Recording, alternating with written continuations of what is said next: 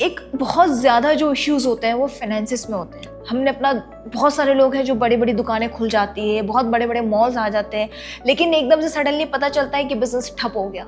अभी जैसे कि बायजूस का ही देख लें, एक टाइम पे बहुत बड़ा नाम था, सडनली कंपनी बंद हो गई। क्या रीज़न रहता है इन सब चीज़ों के पीछे? किरण जी, बहुत सिंपल चीज़ है कि जब भी आप बिजनेस स्टार्ट करते हैं तो उसकी फाउंडेशन बहुत स्ट्रांग होनी चाहिए। लाइक अपन जैसे घर बनाते हैं या कुछ भी चीज़ करते हैं, तो अगर स्ट्रांग फाउंडेशन करेंगे तो उसको लॉन्ग टर्म के लिए सस्टेन कर पाएंगे। तो इनिशियली जब आप बिजनेस स्टार्ट करना चाहते हैं तो सबसे पहले उसका मार्केट सर्वे बहुत इंपॉर्टेंट है कि जिस लाइन में आप जा रहे हैं, जिस प्रोडक्ट के लिए जा रहे हैं, उसकी मार्केट में डिमांड सप्लाई गैप क्या है, और उस डिमांड सप्लाई के बेसिस पे आपको अपना विजन डिसाइड करना पड़ेगा कि यस, मैं इस लाइन में जा रहा हूँ and what I want to achieve.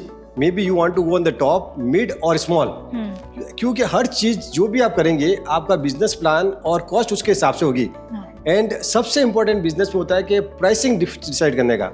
अगर आप प्राइस सही डिसाइड करेंगे तो कस्टमर भी उसके लिए आपके पास में आएंगे और आपको बिजनेस में प्रॉफिट भी होगा। तो इसके लिए बिजनेस साइज भी आपको इनिशियली एक सोचना बहुत जरूरी है। धीरे धीरे आप उसको based on your achievement you can just change year two year. जैसे अगर आपने कोई बिजनेस आज स्टार्ट करना है, आपने मार्केट सर्वे करके एक डिसाइड कर लिया पर्टिकुलर लाइन में अपने को जाना है, तो उसको आप एक विजन बनाइए कि दैट इस प्रोडक्ट में मैं मे बी 1 साल में या 2 साल में या 5 साल में इस लाइन तक जाऊंगा। आप उसको एक बिजनेस प्लान में कन्वर्ट कर दीजिए। विजन को, बिजनेस प्लान 5 साल का होगा, ईयर वाइज होगा, उसको ब्रेकअप कर दीजिए मंथ वाइज में। Based on that business plan आपको पूरा सिस्टम एक कंपनी में सेट करना पड़ेगा। कंपनी मतलब चाहे वो इंडिविजुअल हो, चाहे फर्म हो, चाहे कॉर्पोरेट हो, system is very important for any organisation. System में क्या होगा, सबसे पहले आपको एसओपी बनाना पड़ेगा, सिस्टम ऑपरेटिंग प्रोसीजर। बिकॉज कोई भी कंपनी अगर आज की डेट में सक्सेस करना है तो it should be system oriented, not individual oriented. क्योंकि मैन पावर क्या है कि आज आपके साथ है, हो सकता है कल उसको अपॉर्चुनिटी मिली, वो चला गया, तो फिर आपको go back to zero and then again come to 1 and again go back to zero. लेकिन अगर सिस्टम होगा तो ऑटोमेटिकली जब भी कोई नया आदमी आएगा या आप एक्सपांड करेंगे, they will follow the company policy, जिसको अपन एक बाइबल बोलते हैं। People should follow the Bible. SOP के बाद में आपको क्या करना चाहिए कि आपको एक ऑर्गेनाइजेशन चार्ट बनाना चाहिए कि आज से जैसे मैं 1 साल में मेरा ये बजट है। जैसे हम प्रोजेक्ट करते हैं कि 100 करोड़ अचीव करेंगे, तो 100 करोड़ में हम मंथ वाइज कितना अचीव करेंगे। See you can not take even 1 year together. Just to control cost is very very important at the beginning of the career और बिगिनिंग ऑफ द बिजनेस। अगर उसको आप डिवाइड करेंगे कि 6 महीने में हम सपोज ट्रायल प्रोडक्शन स्टार्ट करते हैं और 7 मंथ ऑनवर्ड अपन प्रोग्रेस करते हैं बिजनेस में, तो 6 मंथ के लिए आपको जो मैन पावर चाहिए वो आप पहले सेलेक्ट रखिए और फिर आगे के लिए सेलेक्ट करके रखिए, लेकिन उसको ज्वाइनिंग एज पर रिक्वायरमेंट दीजिए। उससे क्या होता है कि बिजनेस में सबसे बड़ा आदमी को सेटबैक कब होता है, जब उसको फाइनेंस की प्रॉब्लम होती है। और फाइनेंस की प्रॉब्लम जब होती है जब आपको प्लानिंग और जो आपका विजन है वो प्रॉपर नहीं हो। जैसे आपने 1 साल का बिजनेस बोला मैं 100 करोड़ करूंगा, लेकिन आपने डे 1 में 100 करोड़ के हिसाब से रिक्रूटमेंट कर लिया है, तो आपका 1 साल का जो कॉस्ट है that is additional cost to your business, which is very difficult. क्योंकि इनिशियली कोई भी बिजनेस में आप बहुत ज्यादा मार्जिन नहीं रख सकते। अनटिल लेस कोई इनोवेटिव आइडिया है, कोई नई आइडिया है, वो एक अलग बात है। अगर जनरल बिजनेस की अपन बात करें तो we have to go as per the market trend. Market trend में क्या होता है कि selling price is not in your hand, you have to go based on the market need, but आपके हाथ में कॉस्ट जरूर आपके हाथ में है। सर एक चीज जानना चाहूंगी मैं कि सेलिंग प्राइस को फिर हम किस तरह से मेजरमेंट करें कि क्या रखना चाहिए? जो भी बिजनेस ओनर होता है he may be expert in technical terms, but overall price decide करने के लिए you need the finance commercial minded person.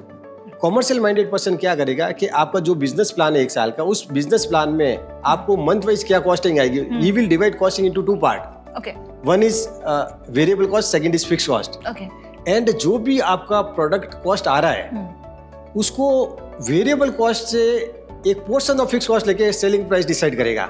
अगर आप पूरा फिक्स कॉस्ट इनिशियली ले लिया तो आपका हो सकता है प्रोडक्ट इनिशियली एक्सेप्टेबल मार्केट में नहीं हो because of the pricing, then you get big setback. ये फेस भी बहुत करते हैं सब चीजें। यूजली ऐसा होता है कि हमने कोई प्रोडक्ट मार्केट में लॉन्च किया है, सेम प्रोडक्ट किसी और के पास भी है, एग्जैक्टली लेकिन अब प्राइस में थोड़ा बहुत हो गया, पर कस्टमर के दिमाग में रहता है अगर आपने एक पैसा भी कम किया तो वो जिसमें कम किया वो उसी से लेंगे। एग्जैक्टली ये सारी चीजें अक्सर जब मैंने अपना बिजनेस शुरू किया था तब मैंने ये चीजें बहुत देखी थी। वो क्वालिटी पे नहीं जा रहे, फिर वो देखते कि किसमें कम पैसा मिल रहा है हम वहां जा रहे हैं। सर इस बीच में ना मैंने एक चीज और नोटिस करी है कि लोग मार्केटिंग में बड़ा ही पैसा लगाते हैं, राइट। लेकिन अगर हम मार्केटिंग में पैसा लगा रहे हैं तो फिर हमारी ऑटोमेटिकली हमारा जो प्रोडक्ट है उसकी कॉस्ट बढ़ गई, लेकिन अब उसकी कॉस्ट नहीं बढ़ा सकते क्योंकि मार्केट में कंपटीशन इतना ज्यादा है, तो उसको फिर किस तरह से मैनेज करना है? ये देखिए प्रोडक्ट पे डिपेंड करता है। कुछ प्रोडक्ट होता है जैसे आप देखिए कि जो अपन बड़ी बड़ी ब्रांड आज देखते हैं, Levi's, Benetton, marks and Spencer, एक एग्जांपल के लिए बोल रहा हूँ मैं, उनका क्या होता है कि मेजर एक्सपेंसेस मार्केटिंग में होता है। उसका कारण क्या है कि they are not manufactured, manufacturing they always do outsourcing. तो मैन्युफैक्चरिंग कोई उसको करके देता है, they do markup on that, which markup में बी 2, 3, 4 टाइम ऑल्सो, क्योंकि उनका जो एक्सपेंसेस होता है मेन मार्केटिंग कॉस्ट होता है, एडवर्टाइजमेंट कॉस्ट होता है। तो इतना मार्केटिंग एक्सपेंसेस करने से even they take the multiple margin, still they are in the loss because marketing cost बहुत ज्यादा है। But if you are talking about new entrepreneur और in general business product, there should be even balance. Marketing में ज्यादा खर्च करने की बजाय आपको एक बिजनेस एनालिसिस करना चाहिए कि किस एरिया में अपने को कितना खर्च करना चाहिए। एंड सबसे इंपॉर्टेंट होता है कि कस्टमर सेटिस्फेक्शन। कस्टमर सेटिस्फेक्शन जब होगा जब उसको वैल्यू फॉर द प्राइस मिलेगा। अगर लॉन्ग टर्म में आप जान रहे हैं, जनरल पब्लिक में आप जाएंगे तो हर आदमी क्या है कि मैंने इतना पैसे दिए, उसकी वैल्यू क्या है। तो अगर आप प्रोडक्ट राइट प्राइस पे अगर डिसाइड करेंगे और मार्केटिंग में खर्चा based on your business need करेंगे तो बैलेंसिंग वुड बी बेटर। जैसे कि आप सीए रह चुके हैं, आपने बड़ी बड़ी कंपनीज के साथ काम किया, आपने मैन्युफैक्चरिंग इंडस्ट्री में भी काम किया। अब आपके पॉइंट ऑफ व्यू से ये जानना चाहूंगी कि मैन्युफैक्चरिंग सेटअप में ज्यादा सही है या फिर आप प्रोडक्ट लेके सीधे होलसेल में जाके अगर आप बेच रहे हैं तो किस तरीके का मार्केट ज्यादा बेटर है? देखिए दो तरह के बिजनेस होते हैं, एक तो होता है मैन्युफैक्चरिंग बिजनेस, एक प्रोडक्ट बिजनेस होता है। Both are in way good, but अगर आपको बहुत ज्यादा ग्रोथ करना है और अगर आपको लगता है कि I want to be top in maybe some kind of sector by commanding good position in end to end solution, तो आपको manufacturing always better. Because manufacturing में क्या है, you have to see entire chain. Entire chain means you have to start from the market survey to bring customer, get good product, produce at the better price. So you should have good team of all finance, procurement, process. You should have capacity to pay and keep working capital for maybe the period of cycle. So these need more capital. If you have more capital, then yes, you can always go for the manufacturing. If you have limited capital, then the working capital cycle is very low in the trader because you bring ready-made and sell.